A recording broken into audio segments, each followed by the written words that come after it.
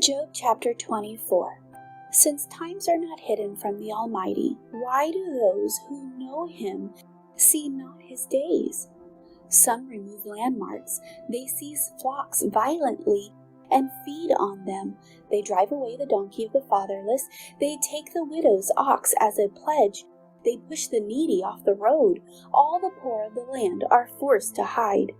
Indeed, like wild donkeys in the desert, they go out to their work searching for food. The wilderness yields food for them and for their children. They gather their fodder in the field and glean in the vineyard of the wicked.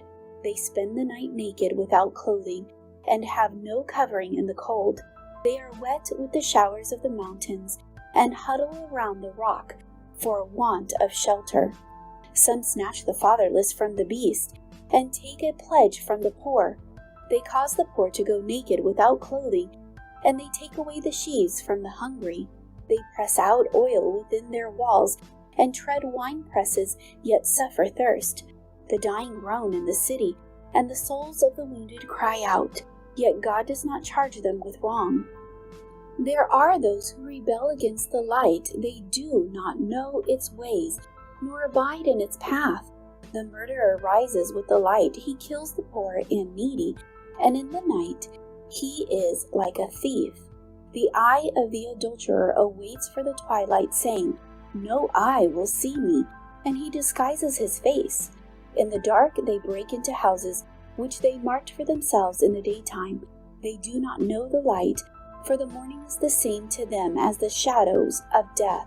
If someone recognizes them, they are in the terrors of the shadow of death. They should be swift on the face of the waters. Their portion should be cursed in the earth, so that no one would turn into the way of the vineyards. As drought and heat consume the snow waters, so the grave consumes those who have sinned. The wound should forget him. The worm should feed sweetly on him. He should be remembered no more. The wickedness should be broken like a tree, for he preys on the barren who do not bear, and does no good for the widow. But God draws the mighty away with his power. He rises up, but no man is sure of life.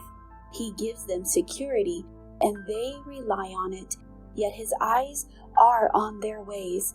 They are exalted for a little while, then they are gone. They are brought low. They are taken out of the way like all others. They dry out like the heads of grain. Now if it is not so, who will prove me a liar, and make my speech worth nothing?